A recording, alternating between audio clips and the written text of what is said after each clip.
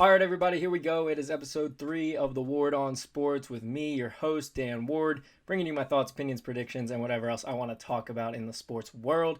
Today, it is all about trades. The NBA trade deadline just wrapped up at 3 p.m. on Thursday the 6th, and we had a huge blockbuster trade in the MLB that I gotta talk about because, I am so excited. Baseball is right around the corner. Pitchers and catchers are about to report. All right, basketball first, though. So here we go.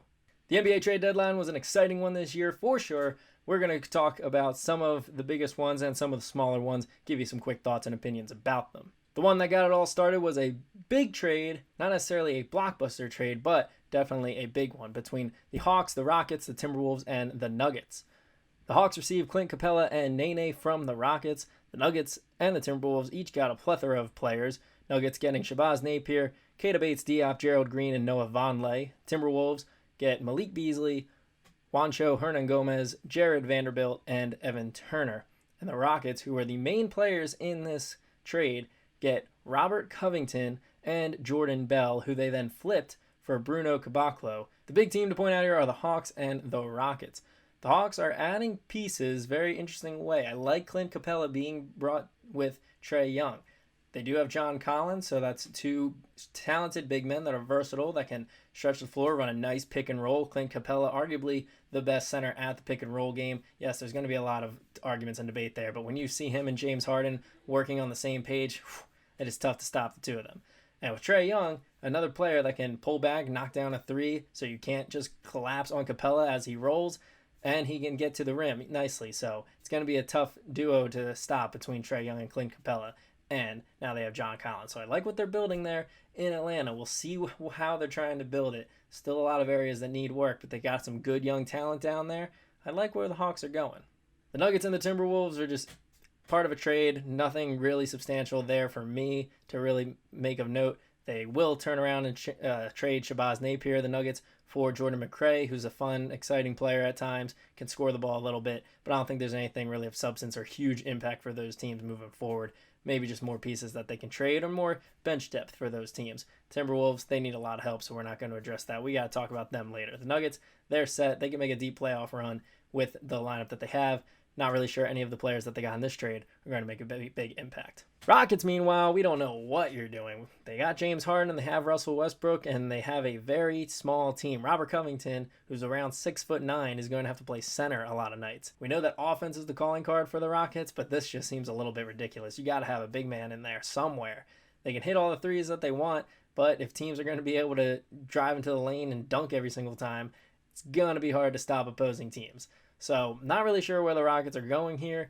I like Robert Covington. He's a great 3-and-D guy. He's a good rebounder. He can do a little bit of everything for your team. He's not a star or an all-star by any means. He's a very quality role player.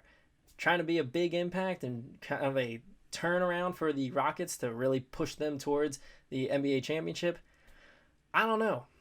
Maybe it wasn't smart to get Russell Westbrook. Maybe they should have kept the team that they had, let Harden just run the show with a bunch of three-point shooters and a big man in Clint Capella.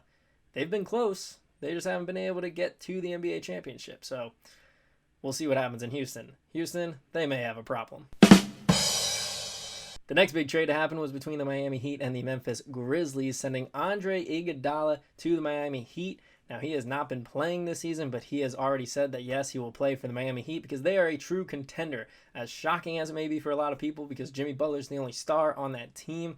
They have a lot of great talent, all-star Bam Adebayo, Goran Dragic, who has been a very talented NBA player his whole career. Now they add a NBA Finals MVP in Andre Iguodala, a leader, a defensive presence on the defensive side of the ball, of course.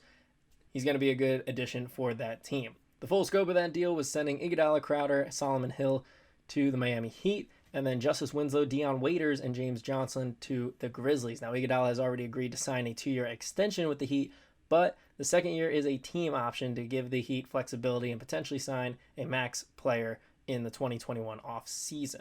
James Johnson, minor note, was also sent up to Minnesota in return for Gorgui Dieng, which could be a big move for Memphis.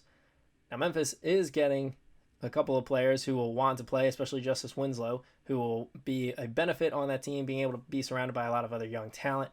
I think that it is a couple of good pickups for the Memphis Grizzlies, and they only brought Iguodala in to use as a trade asset, so it ended up working out perfectly for them. I like this trade for both teams. I think the Heat adding some veteran leadership and not really losing any crucial players to their team, plus adding Jay Crowder, I think that's an underrated move. He has been in the playoffs. He's a very solid defender, and he does a lot of things well. So I like those two additions for the Miami Heat team, which is a team-oriented. They get a couple of more team-oriented guys, so that's great for them. And the Grizzlies add some pieces to help continue building around John Moran and move forward and try to become relevant in the West, which they have not been in a while. So again, quality trade overall, nothing too special, nothing too crazy for me, but I think it's definitely a benefit for both teams. The Sixers, my team, if you couldn't tell by the giant flag parachute thing over there, they traded away 3 second-round picks to get Glenn Robinson III and Alec Burks from the Golden State Warriors. This is a great move because those second-round picks are not going to mean much of anything to the Sixers, who are also in win-now mode, and they get a couple of guys who can score, who can shoot, who can play make. They can add depth scoring on the bench, and potentially one of them could be a starter, especially with Josh Richardson still out. So I love the move. 2 quality players for them to bring in, 2 young talents. They still have a chance. This team has been up and down, to describe it lightly. They definitely need to get a mental check. They need to look at themselves in the mirror and figure out what can they do better as a team. But they have so much talent. If you're telling me that this team with 4 real potential all-stars, I know only Ben Simmons and Joel Embiid were the actual all-stars, but they have 4 all-star caliber players in the starting lineup alone. If this team can't come together and at least be a top 4 team in the East, then either these players just aren't right to be anything more than just, hey, we're really good, but we just don't want to be the best, or there's something wrong with the coaching. I think it's a combination of both. I think the players need to be held accountable, and I think Brett Brown needs to be held accountable as well. And it's easier to get rid of the coach than to get rid of the players. I still believe in these players being able to work together. A lot of people say get rid of Ben or Joel, they're never going to work together, but I think obviously if Ben starts shooting, that will solve a ton of problems. If he never shoots, then yeah, they probably won't be able to work together. But it's all it takes. He just needs to shoot, and somebody needs to be able to get him to shoot the ball. Maybe he won't. Maybe he's that stubborn. I don't know. I don't want to believe that he is. He's my favorite player on the Sixers, even more than Joel Embiid. I kind of like this team a little bit more with Ben Simmons running it rather than Joel Embiid running it, but that's another story for another day. Hopefully this trade shows that, hey, Elton Brand believes in this team. He hasn't given up on them, even though a lot of Sixers fans are starting to give up on them. Maybe this will turn them around. Still got a lot of basketball to play. As long as they make it to the playoffs, they have a chance, but they do have to figure out how to win on the road. A couple other smaller trades between Portland and the Hawks, and the Clippers sending Derek Walton Jr. to the Hawks. There's not much substance there, not much really for me to talk about specifically. There was a big move with the Knicks. The Knicks and Wizards agreed to a 3-team deal that will land Marcus Morris and Isaiah Thomas to the Clippers. Now, Marcus Morris, very solid talent, great addition for the Clippers. I think that's just an A-plus move. They're going to get rid of Isaiah Thomas. They're not going to keep him, so Isaiah Thomas, the little guy, is back on the market for some team to pick up. So the Knicks get Mo Harkless, solid, okay, and they got a bunch of draft picks. That's a quality move for them. You can't really judge a move as good or bad for the Knicks. They're just moves. They're all bad until something changes for the Knicks, because nothing just seems to work for the last 20 years. So for now, cool. Good job, Knicks. Really, this move is about the Clippers getting better, adding another veteran talent in Marcus Morris, who is going to be able to add some scoring, a veteran presence, and knows about the playoffs a little bit. So should be good for them. Good job by the Clippers. A surprising move where the Cleveland Cavaliers are getting Andre Drummond for basically nothing. It's for Brandon Knight, John Henson, and a future second-round pick. And second-round picks, I know there's some good quality guys out there in the NBA that came from the second round, but they just don't mean as much in the NBA. It's the first-round picks that you care about. And a talent like Andre Drummond, he is one of the best big men in the league, and he's having a career year. He was not happy about it. He took to Twitter talking about his displeasure and saying that the Pistons didn't even tell him that there was a chance of him getting traded, so he recognizes that the NBA is a business, and he's a little bit unhappy about it.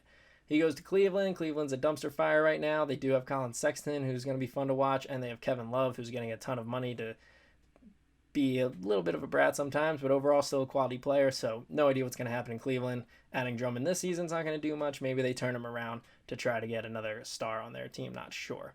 But for the Pistons, it doesn't really make sense. John Henson and Brandon Knight, his best years are behind him. John Henson, quality player for the Bucks, but it was actually because he fit in the system well. I'm just not really sure why the Pistons would get rid of one of their best talents and not really get as much back. He at least should have gotten a first-round pick for Andre Drummond. I probably would have rather taken a first-round pick and that's it, rather than getting John Henson and Brandon Knight. Final move that I want to talk about is one of the biggest moves. D'Angelo Russell, who has been on the trade talks all season long, has been moved to Minnesota. He is going to be paired with Karl Anthony Towns, number 1 and number 2 pick in their draft, same draft class. Jahlil Okafor was 3rd in that draft class. But the top 2 are solid players now. Golden State Warriors are getting a nice package. They're getting Andrew Wiggins, a 2021 protected first-round pick, but it's only top 3 protected, and a 2021 second-round pick. The Warriors are also sending Jacob Evans and Omari Spellman to the Timberwolves too. Villanova product, Omari Spellman. Gotta cheer him on. I like this for the Timberwolves because they have 2 very strong talents at the center and guard position. These 2 guys who want to play together and work together. So it's going to be a lot of fun to watch those 2 grow and build. Great pick and roll tandem, just like we have in Atlanta.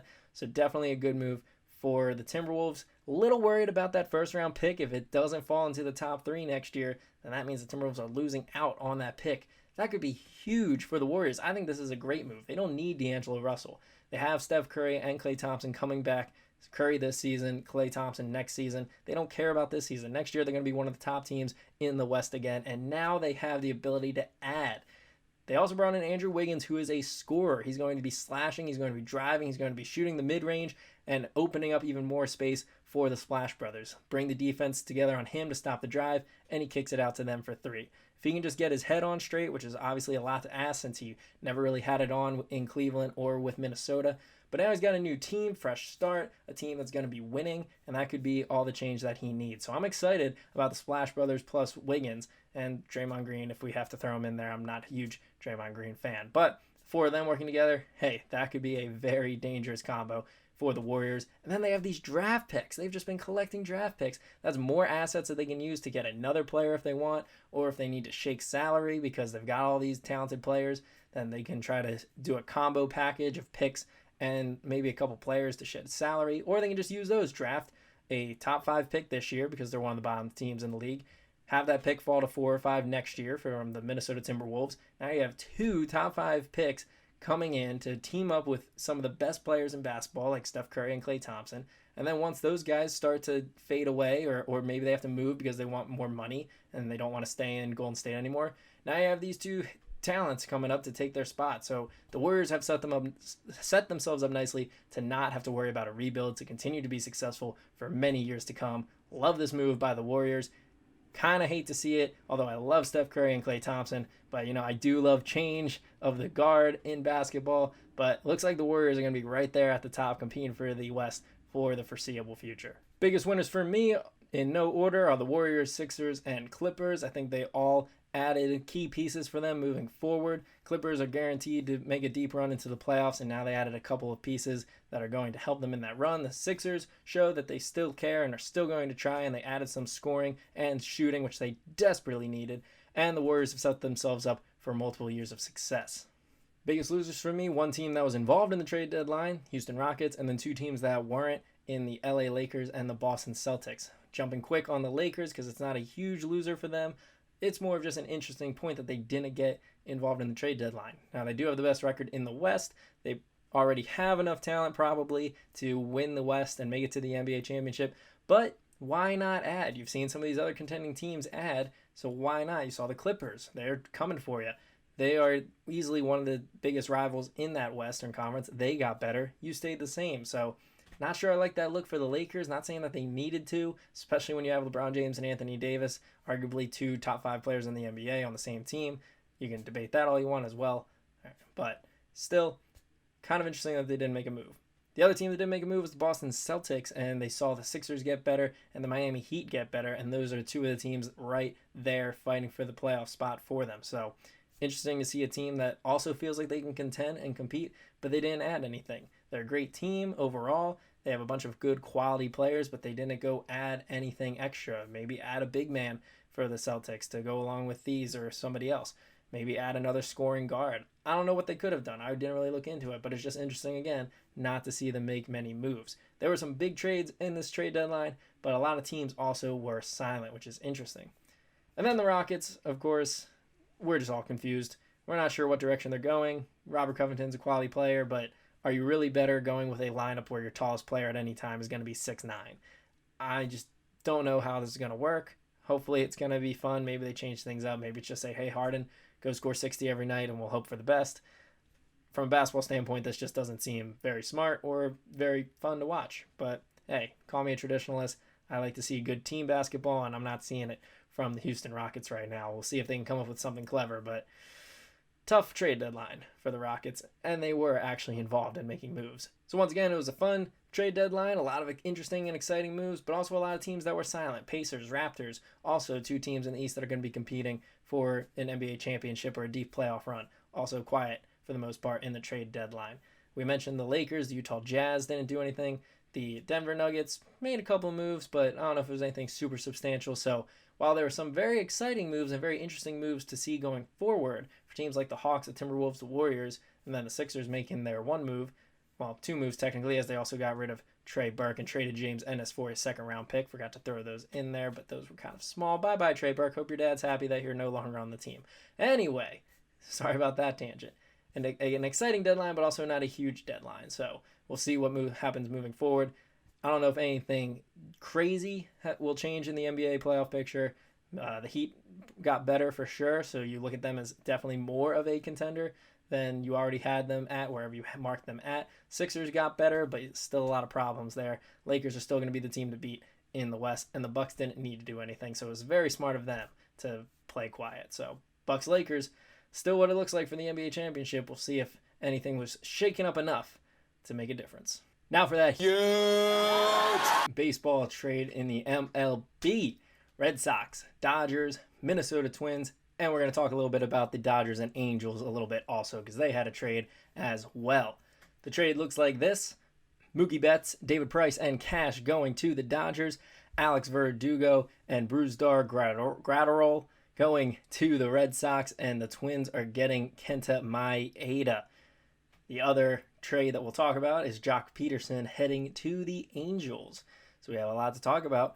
We're going to talk about each team, how I feel like they've gotten better, maybe how they've gotten worse. You'll see how it goes. Anyway, let's get it started. This is going to be one of the few times that you see me in any sort of Boston Red Sox hat, so enjoy it if you are a Red Sox fan. We're going to start with these guys as they had to get rid of Mookie Betts after putting themselves in a bad situation, and they basically came out and said, we're not going to give him the extension that he wants. So putting that in the mindset, then this trade doesn't look as bad for the Red Sox. They're getting Alex Verdugo and Graterol, who are both proven prospects, although they both had stints in the MLB. Verdugo probably not really considered prospects anymore. But they've both been proven. They're both very solid, talented players. And the Red Sox get that David Price contract out of there. Now, that's a benefit for them, but it's also going to be a benefit for the Dodgers. Talk about that in the Dodgers segment. Regardless, it opens up some cap space for the Red Sox, who are going to have to be in a bit of a rebuilding mode, but it's better for them to get something than nothing for Mookie Betts, and that is the main thing. Verdugo has proven that he is a versatile talent, can play in the outfield, and has come up with some quality at-bats in the MLB, so he's going to be a tough piece for the Dodgers to lose, but they are just so stacked everywhere that it's not going to be a big hurt for them. Red Sox get a versatile player that can just about do it all. Meanwhile, Graterol has shown his speed in the MLB. He hit 100 miles an hour several times last season in his short stint. A small sample size, but he's proven that he can throw against MLB arms, throwing 100 miles an hour, a good, hard, tight slider that could use some work, still needs some work on that, but he's still young. He was built to be a starter, but was going to be used in the bullpen more for the Twins. So that bodes well as well. If they can groom him into a starter that can throw 100 miles an hour, or at least in the high 90s, that's going to be awesome. Otherwise, he's got starter stuff that can be condensed into the bullpen. He can throw as hard as he wants since he's only going to be throwing a couple of innings, and that's going to bode well for the Red Sox. They're going against a great offense in the Yankees and the Toronto Blue Jays led by Bo Bichette and Vlad Guerrero Jr. Look out for them this season and in years to come. Those two high-powered offenses in their division alone, that means that they're going to need a good bullpen, the Red Sox, if they're going to want to compete, to be able to shut down those teams late, because those two teams and other great offenses in the American League are going to be battling through all 9 innings, so you want to have some good arms that can stop them. Graterol is going to be just that. So for the Red Sox, you don't like to see Mookie Betts, you don't like to see your MVP leave, but they put themselves kind of in that situation, and yeah, I think they got a decent return. It's better to get something than nothing, because you know Mookie Betts was going to walk if he wasn't going to get the money that he wanted from the Red Sox. crazy theory. That's probably not going to happen, but hey, let's talk about it because I thought about it. What if this was a plan by the Red Sox all along to get rid of Betts now, gain some assets, let him play a season away? They're going to rebuild a little bit. They're going to try to shed some more salary or shed some more contracts so they can increase their salary space. And then when he is a free agent, they go and say, you know what, we lied. Here you go. Here's your money. And they are able to bring Mookie Betts back, plus adding Verdugo, Gratterall, getting rid of some other contracts, bringing in some other more talent and prospects. And now Mookie Betts has an even better team around them. Probably not going to happen because why wouldn't they just sign Mookie Betts first and then shed contracts? But hey, who knows? It's a fun little theory. You guys can play with that if you want. I don't think it's going to happen, but I thought of it. So I'll let you guys decide. Now the Dodgers hit the jackpot. Getting Mookie Betts is a huge success for them, especially for this team in particular that is in win now mode. He has 1 year left on his contract, which means he might not be a Dodger moving forward. Of course, they would love to sign him, but for them, they are one of the best teams to take a 1 year rental of Mookie Betts. They are in win now mode, and they are so thirsty, almost desperate for a World Series title. They are going to be the favorites once again to win the National League. They were probably going to be the favorites even without Mookie Betts. This just puts them even more over the top. Their projected lineup now is stacked. They have Mookie Betts, Cody Bellinger, AJ Pollock, Corey Seager, Gavin Lux, Max Muncy, Justin Turner, Will Smith. We're talking about Will Smith and Gavin Lux, who a ton of teams would love to have at catcher and second base, batting at the bottom of a Dodgers lineup. They would be batting in the middle parts of most orders around the National League, and now the Dodgers just have one of the best offenses, if not the best lineup in all of baseball. It is going to be tough to pitch against this team. Put the crown on their head for the NL West title yet again. Sorry to all you Rockies, Diamondbacks, Padres, Giants fans out there. This is the Dodgers division, and it's going to not even be close. It's going to be a landslide. The question is, that's not their goal. Can they make it to the World Series again, and can they finally win the World Series? That is something that has been plaguing them for the last few years. And then they also get David Price, who, yes, has a huge salary or huge contract, and the Red Sox did not want it. A lot of people have given up on David Price, but he is a great pitcher according to his resume. And now he doesn't have to be a 1, a number 2. Really, he doesn't even have to be a number 3. That's probably where he'll be in the lineup behind Walker Buehler and Clayton Kershaw. But David Price can just be David Price. If he's great, awesome. If he's just average, that's going to be fine for the Dodgers. They still have a strong pitching staff. It's a little bit weaker losing Hyun-Jin Ryu and Kenta Maeda, which we'll talk about. He was involved in this trade. We'll talk about that with the Twins. But it's still going to be a very strong 1-2 between the Buehler-Kershaw combo.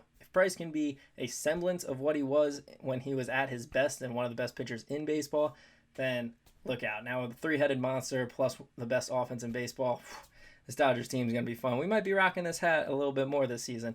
Not as a fan, but we're going to be talking about him a lot. So great job for the Dodgers. They have the money. They have the space.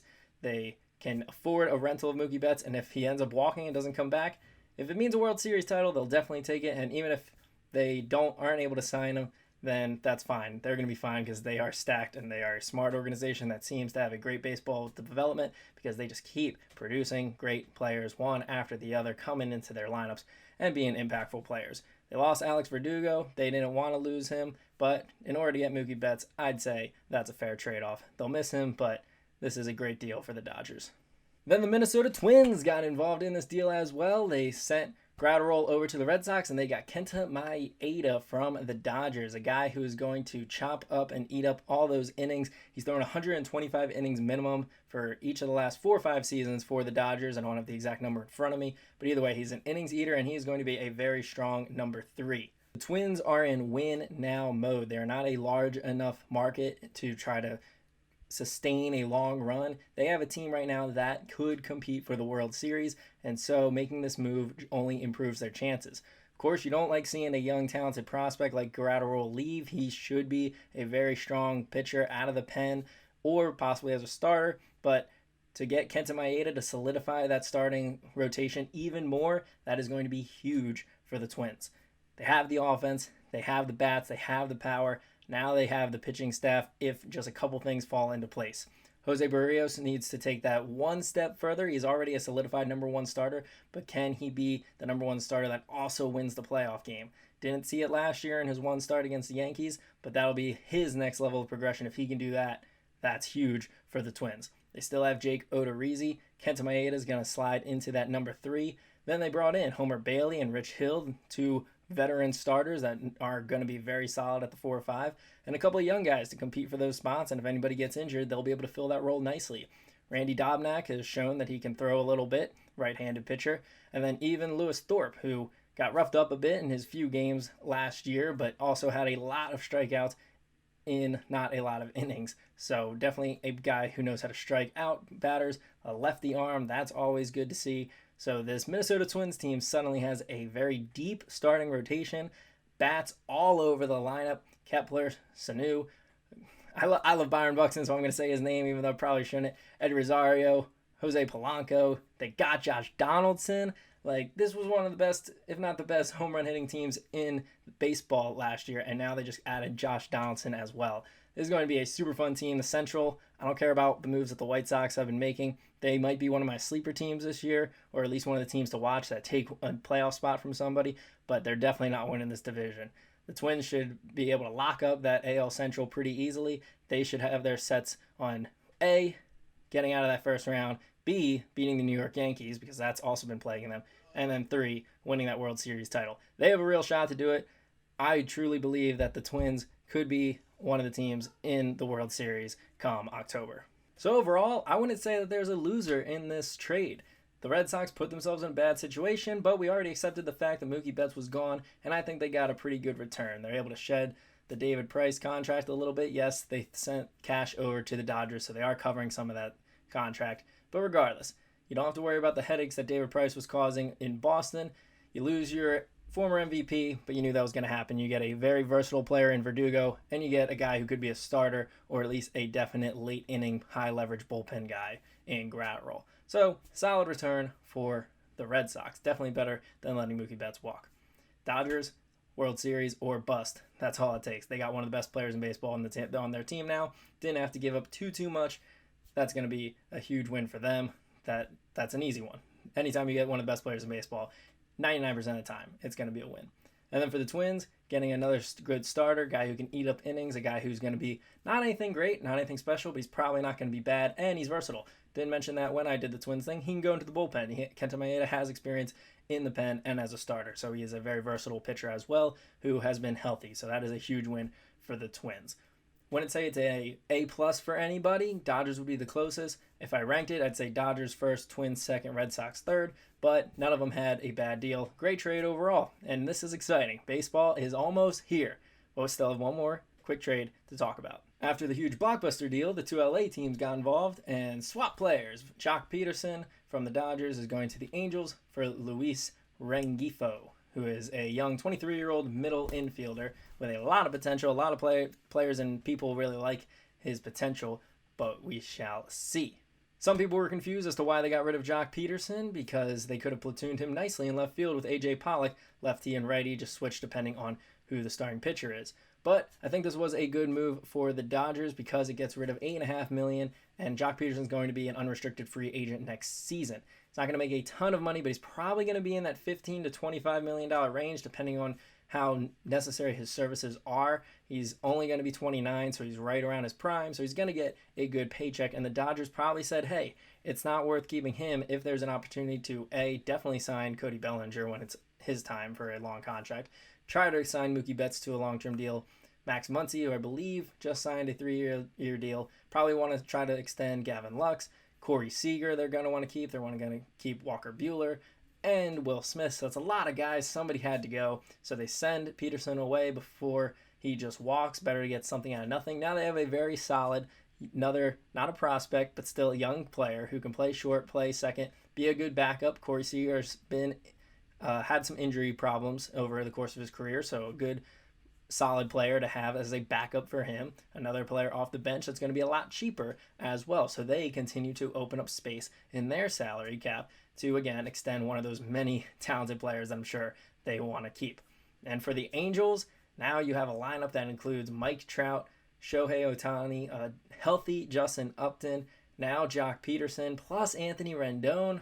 Offense shouldn't be the problem for the Angels, although we haven't really said that offense has been the problem for them over the last few years. But they just added yet another piece to say, hey, Mike Trout, look at this. We want to get you to the playoffs. We want to get you at least a playoff victory and hopefully more. So I like the move for the Angels. Another power bat in the outfield for them.